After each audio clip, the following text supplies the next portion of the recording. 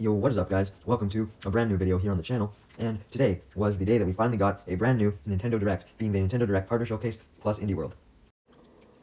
This Direct was pretty subpar in my opinion. Even for a Partner Showcase, I feel as though that really lacked exciting announcements.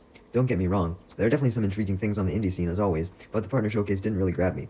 It's not like I was expecting much either, just Ghostcraft from Level 5 and Last Defense Academy from 2KO Games, and we didn't get either of those. They're probably saving Ghostcraft for Level 5 Vision, but I'm doubtful that we're even getting it at this point, due to the fact that our not 104 Days of Summer are coming to an end.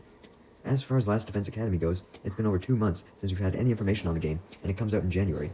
We should have at least had a second trailer by this point, especially when you consider the fact that Raincode had such a goddamn beautiful marketing campaign, which is presumably why the game did as well as it did.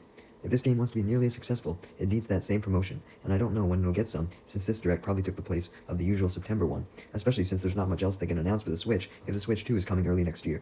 Alright, quick little post-recording interruption here. I found out that 100 Line Last Defense Academy was actually in the Japanese version of the Direct, although it only got like a 30-second trailer. It didn't really show much, but it did reveal that the release date for Japan was April 24th, so I don't know why I thought the game was releasing in January, but I could have sworn they said that this game would be a worldwide release. So the fact that the Western release date hasn't been confirmed yet is very concerning. I don't want to have to avoid spoilers for a long time, because this game looks so fucking good. Anyways, let's get to my rapid-fire thoughts on everything that was announced, shall we?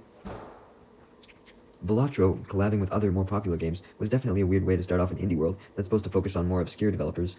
What's especially strange are the games they chose. You have 3 more smaller games in terms of dev teams, Among Us, Vampire Survivors, and Dave the Diver, and then you have the beast of a franchise that is The Witcher. Somewhat of an odd mix, but one of my favorite announcements, A tier. Niva is a game I remember from Summer Games Fest, not much to say other than a beautiful art style, C tier.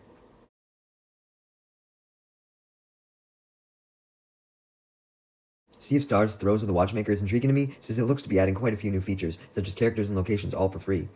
But at the end of the day, I don't really care about the original game at all, so because of that, only a B tier. I'm not gonna lie, Coffee Talk Tokyo is one of my top reveals. For one, apparently this is the next installment in a series, so it's awesome to see an indie title get a second entry, regardless of what it is. I also love visual novels, so this game is right up my alley. I love just getting to dive into a character's story and interact with them. A common criticism of visual novels, though, is their lack of actual gameplay. Rest assured, though, you get to make coffee for your customers while listening to their stories, Brewster style. Hey, if Nintendo is going to remove the coffee making feature from Brewster's Cafe, at least they're putting a game on Switch that's entirely focused on the same feature. I'd say A tier, but your customers are also yokai and furries, so S tier, baby. Moth Cubit is another S tier, for sure on my radar. It looks like every single genre combined. Drawing, puzzle solving, rhythm, interactive story because of there being branching paths and multiple endings. This game really seems like the full package. The story seemed interesting as well, with a mysterious corporation and all. I definitely advise you guys to check this out. I might even play it here on the channel. Power Wash Simulator is getting Shrek DLC. Why now and not closer to Shrek 5 for cross-promotion? Who knows? Anything Shrek is an automatic A. Great to see an indie collab with something so huge. Date Everything doesn't really appeal to me, but I for sure see the meme potential, and the mod potential for that matter. I think the devs should really consider opening up the files to make the game easier to mod, so people could add in whoever they want so you can truly date everything, with some compensation going to the devs of course. Even if they don't do this though, there's still an impressive 100 characters to date, all with unique dialogue. Overall, B. I don't think I need to convince anyone that Pizza Tower is a good game, aside from myself. I've never played it, but I'll probably try it out now that it's on Switch. Definitely an awesome way to close out the indie world. Star Overdrive looks very high quality, and the hoverboard is obviously its most appealing feature. Like Breath of the Wild, this seems like a game that would just be fun to explore, doing random moves around the map. The combat seems relatively basic from the trailer, but we were promised other skills to make the combat more diverse, so I really see no downsides, aside from an apparent lack of any real story. Even so, there has to at least be some lore behind these weird creatures. B tier. The most interesting thing about Morsels is how it transforms from a top-down shooter to a roguelike. The style also reminds me of Nidhogg, so B tier. Peglin is Peggle mixed with a roguelike battler. Peggle isn't my game, but it's cool to see a potential competitor rise up. Dug better play this. C tier.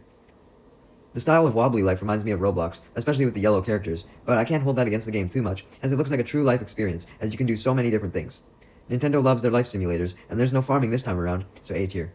I can for sure see this making a funny video. I actually looked more into it, and found that it has over 1 million total sales, and is overwhelmingly positive on Steam.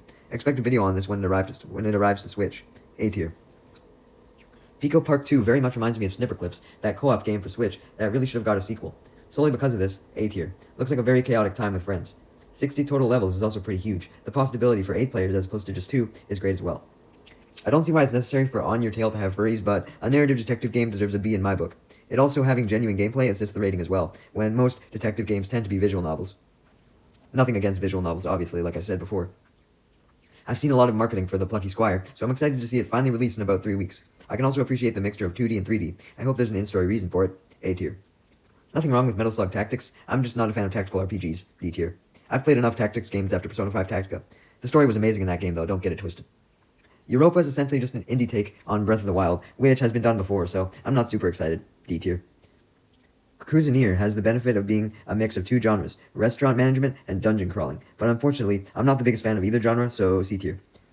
My Sims Cozy Bundle promises 2 stories, but it seems as though the stories will be pushed aside in favor of decorating, and I'm also not a fan of the art style whatsoever, so my first F tier, sorry. My thoughts on Civilization 7 haven't changed since Summer Games Fest. The genre just doesn't appeal to me, although I think it's cool that you can partner up with your friends to battle your civilizations. D tier. The Tales of series is getting a remaster of Tales of Grace's F for its 30th anniversary. Never heard of the series, but at least it's getting recognized during its anniversary. D tier though, since it just seems like a generic anime game. I will commend the remaster for doing more than just upscaling the graphics though, as there's now quality of life improvements like destination icons and enemy encounter toggle, which must have been highly requested by the fans. Tetris, the game that'll never die, huh? For its 40th anniversary, we're getting a massive collection of a whole bunch of games that come with clips from a documentary on the history of Tetris. If only laid out you watched the whole Tetris movie. A Tetris 99 event, and a whole new Tetris game that's an homage to the whole series called Tetris Time Warp that takes you through all the styles of the series. NES Tetris is also coming to Switch Online. Now that's how you celebrate an anniversary. Announce everything major in one go. I wish all anniversaries were like that. Take notes, Atlas. Don't build up false expectations. S tier. At least the most generic looking anime game, The Legend of Heroes Trails in the Sky the First, damn that's a long title, got restricted to a sizzle reel, so we didn't have to sit through a whole trailer. Still F tier though. It's great Goat Simulator 3 is coming to Switch, but what's the deal with the physical edition coming months later, especially since the game is already released? C tier because of that. Apparently Star Wars Hunters is already on Season 3. I didn't even know it fully released yet. Great job marketing. I think the game looks interesting, but the lack of promotion is going to bring it to a C. Worms Armageddon is reminiscent of Gun Mayhem Redux, a game that I have a lot of nostalgia playing with my friends on Crazy Games. B tier for that. It's cool to see Patrick Star get his own game, but what about Squidward or Plankton? The game does look chaotically enjoyable though. A tier. Also, I love how the announcer advertised it. Step into Patrick's shorts. The most fascinating thing about Fitness Boxing 3 is the song choice. Seriously, this song choice is hilarious because it goes from classic songs that you would expect to hear in Just Dance to fucking meme songs to modern day songs. It's such a weird collection. You have fucking Kid Laroi and Justin Bieber, you have Fall Out Boy, you have Billie Eilish, you have Britney Spears, and then you have fucking Elton John, Alan Walker, and Coldplay. And don't forget, What Does the Fox Say? Because, you know, you have to include that. Overall, I'd rather play this game instead of Just Dance for the 1000th time. C tier. Speaking of Just Dance 2025 gets an F tier. I appreciate how the Capcom Fighting Collection 2 will have an art gallery. It's better than just a basic port. Other than that, I have no attachment to the Capcom fighting games, with the exception of maining Ryu and Smash, so C tier unfortunately. The best way I can describe Atelier Yumiya, the Alchemist of Memories and the Envisioned Land, is a generic anime game that actually looks polished. That's all I'll say, as to not upset any fans of the series. I can see the fanbase being as toxic as Danganronpa's. It just seems like that type of game. B tier. I'm probably going to butcher this name, but 2 Psychoden games are being remastered. I've never played them, but the fact that you can befriend 108 fucking unique characters is wild to me, so A tier. I'm just glad the Dragon Quest III HD 2D remake didn't take up as much time as it did at the last Direct. Still not a huge Dragon Quest fan though, so middle of the road C tier. It's cool to see Help Wanted 2 on Switch as well as Ruin, but why the fuck did it take so long to release Ruin on Switch if Security Breach was already on it? Not even gonna rate this one. I'm just gonna throw EA Sports FC 25 and F tier, no questions asked. I'm sure everyone watching this video agrees. LEGO Horizon still pisses me off, since we could have got a better Star Wars game, or a Marvel Infinity Saga game instead. But I've already mentioned that during its Summer Game Fest unveiling. Since then though, I've seen essentially no marketing, which is rare for a LEGO game. Hell, I've seen commercials on TV for the LEGO Star Wars games. Not this game though. Hopefully the lack of marketing isn't a sign of overconfidence on TT Games' part, thinking the game will sell well just because it's LEGO, because I'm definitely not buying it, and I haven't seen much enthusiasm from many others either. C tier. I actually forgot about the new Rune Factory game when I did the initial recording, but that should just tell you how little I care about the Rune Factory franchise. I will say I was surprised to see it take up 3 minutes of time, especially since everything else was pretty rapid fire, but this definitely wasn't. The entire trailer, I was just sitting there like, alright, is this the last announcement? Is that why it was taking so long? But thankfully, it wasn't the last announcement. Last up is actually a fucking banger announcement, being Yakuza Kiwami coming to Switch. I've always wanted to give the Yakuza series a try, and now I think I finally will. S tier.